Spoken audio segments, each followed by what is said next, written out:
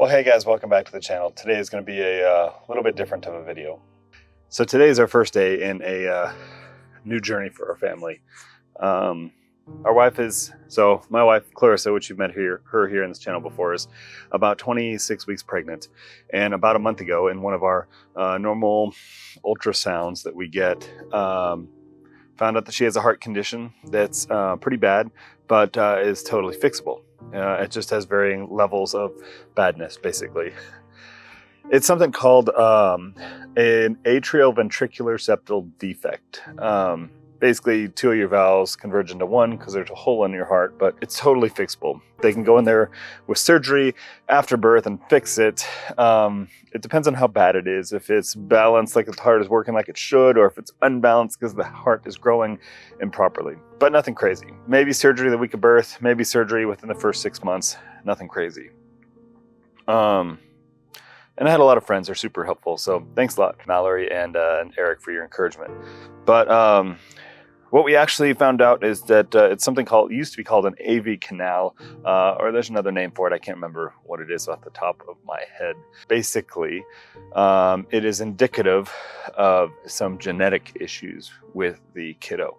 So you have two choices. You can do it's called the amniocentesis, which is where they stick a huge needle into your belly. Well, not mine, obviously, but into Clarissa's belly, into Mama's belly, and they pull some amniotic fluid out of it, and they can test the baby's DNA for genetic disorders. Or what they can do to kind of get an idea if there's going to be issues to begin with is do a blood test of Mama's blood. And I forget, it's like NT or NPTI or something like that is what the test is called. And this test, basically you pull blood from Mama's DNA and they can find baby DNA in Mama's DNA. Supposedly, it either gives you a high confidence or low confidence of genetic issues. Well, ours came back a few days ago as a high confidence of genetic issues. We had a marathon of appointments. Thankfully, here in California, we have an awesome hospital down at Loma Linda and Redlands with so many specialists. It's amazing. But we got this test result back, and it has a high confidence of something called trisomy 21 or Down syndrome. We thought it was only about a 20% guesstimate, but come to find out from talking to the doctor and everything, it's probably more like 92 to 99% sure. And come to find out, that's because what they do is they take all the factors. So if you have heart conditions or any sort of other brain cysts, which she does, but it's not a big deal, as well as maternal age and a bunch of other stuff, and they put in an algorithm, and that's what pops out, this 92 to 99% accuracy of this test. So yeah, it's pretty sure.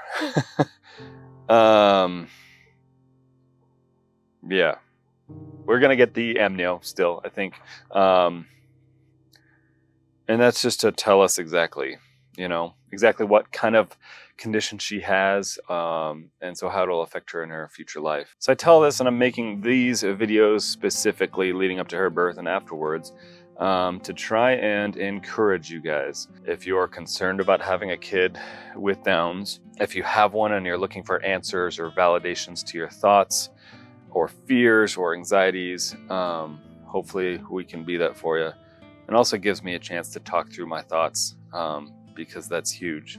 I'm thankful for friends and stuff who gave us some good advice and good help so far. And so we want to be that to you guys, that if you guys have these issues, that hopefully we can talk about them and share our thoughts, share what Kiddo is going through, and hopefully encourage you in your journey with this syndrome. That's kind of where we're at. We did find out that it's not trisomy. I think it's 13 or 18, which are the more serious Down syndrome variants. So that's good. But it's been hard, I'll be honest, guys. It's been really hard. It's been like a whirlwind of emotions for sure for everybody here. The joke has been with our older daughter, that, if you guys have daughters, you can relate that, she's never going to move out. She's never going to get a cell phone. She's never going to have a boyfriend, all of that stuff. But in reality, we really hope she grows up. She finds a manly, a godly man to marry, you know, and can grow into herself, you know. I want that for her as much as I don't want her to leave at the same time. You know, that's important for her. And with our new daughter, who knows? She may never leave the house. She may never get married.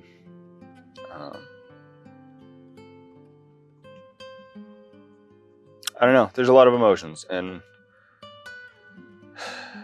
I hope to talk through them a lot as we go through this journey together with you guys. So basically, what's next on the docket, right? What can you expect after you get a, blood test result like that, especially with such a high confidence? Well, what you're looking at is a lot of doctor's appointments. You're looking at appointments with pediatric cardiologists, with palliative care teams, with the NICU teams, with your OBs, maybe maternal family medicine doctors. You're looking for a ton of appointments. We spent 7 hours at the hospital 2 days ago when all of this kind of finally came to a head. So after this, we have 2 weeks, and then we have more appointments every week until baby is born. So that's a lot. And then at some point they'll go to, appointments twice a week. They're going to do stress tests. They're going to do lots of fetal echoes to make sure that heart is progressing properly and not becoming unbalanced, basically misshapen, because if it is, there's a chance the baby might have to get born earlier. So for dads, husbands, I just have a couple thoughts for you guys. Things that other people and other dads with these issues have talked to me about and given me the advice. A couple of things is, first of all, so for moms and dads of this, the best advice I've gotten it was from a family member actually, and it was echoed by friends who have kids with Downs, is you get to choose how to react to this. You get to decide if you're going to freak out, be anxious, nervous, stressed, frustrated, mad, upset, whatever. But you get to decide. So don't let other people or yourself tell you how you should respond. You get to decide. And that was encouraging for me because I just kind of decided, like, you know what? For me, it's going to be different than my wife. But for me, sitting around and crying about it is not going to be helpful for me. Well, that's important, and if I feel like doing that, then cool, but I really just need to buckle down and get things done and get ready for the kiddo. Which leads into the second thing, guys, that you can do to help your wives, and that is basically, be supportive of them. If they need to cry, then just let them cry with you. If they need to talk and share, let them talk, let them share.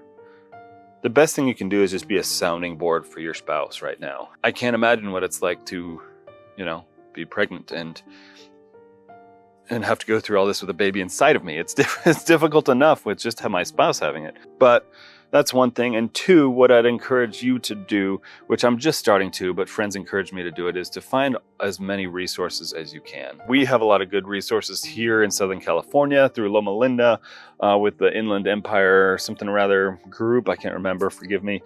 But we found some Facebook groups. We found all sorts of things. So guys, I would encourage you to take this time to find videos, groups, Facebook groups, other like-minded people, especially if they have the same worldview as you, to help you through this time. Because that has been super helpful to me, even in just the past couple of days. But it will be as things progress. So that's the second thing I'd really encourage you guys to do. And then finally, you're going to be spending a lot of time on your new kid after they're born. They're going to take a significant portion of your time. So make sure right now to take time with your current kids. Talk to them, explain to them what's going on, and just take time to have fun with them and play with them. And same thing with your wife. Guys, make sure to spend time with her. Go out on date nights as much as you can right now.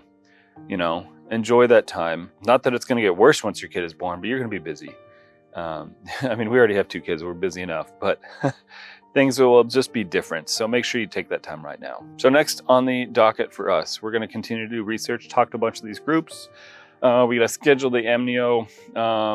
And we're doing that because there could be different forms of Down syndrome, whether it's a genetic cause, like maybe from a silent carrier like me or Clarissa, or it could just be a random genetic issue. And that could really play a factor if we wanted to have more. I have no idea if we're going to. But so that's one reason why we're getting the genetic testing, the amnio done. But also it can help identify a lot more things about the kid. So we hold the belief that that life begins at conception. And I know that may be a controversial topic. I'm sorry, but that's just the truth. And so getting these tests, we always thought that, you'd only get genetic testing if you're thinking about aborting a baby, killing a baby. But since this started, that's kind of a whole different ballgame. The genetic testing is actually, it's actually probably a good thing. Now, if everything was healthy in your kiddo, then there's probably no reason to get the genetic testing done. But in a case like this where you have known issues, it's probably a good thing, right? Because it can help you prepare for the future. It can help you learn. Like we would have, if we wouldn't have got the blood test done, at least, we would have had a kid born, gotten her tested, all of this stuff after birth, and then had to go through all of that while we're welcoming a new kid. Since we started getting the genetic testing done now, we can start to prepare ourselves before the kid's here. And I think that's super helpful to just get our mindset right and just get in the game for when kiddo is born so we can start right off on the right foot and helping her to succeed from day one. So yeah, that's what we got going on in a couple weeks. If you guys have any questions, we really want to create a community here where we can talk and help each other out. Please put them in the comments below. I'm sure there'll be other people watching this that have had experience with this and they can maybe answer better than I can, but I'll try my best as well. We're all in this together, but we really wanted to create a community here and share our thoughts and emotions and feelings about everything to try and help parents in front of us that this happens to. Because believe it or not, it's not the end of the world. But we will talk more next week about thoughts, feelings. Is there a bad thought to have? Is there a good thought to have? That kind of stuff. Yeah, and we'll have a dialogue about that. And I'd love to do like a live stream and talk more about it with people who are going through this too. So if you are in this world, if you're concerned about it, please feel free to share this with people. Subscribe to it because we're going to be doing trying to do weekly videos on it, at least updates, and try and chronicle how this goes so that other people can be encouraged when or if this happens to them. So thanks a lot, guys. We appreciate all the thoughts, the prayers, for watching this, everything, and we will talk to you guys again soon. Thank you, guys.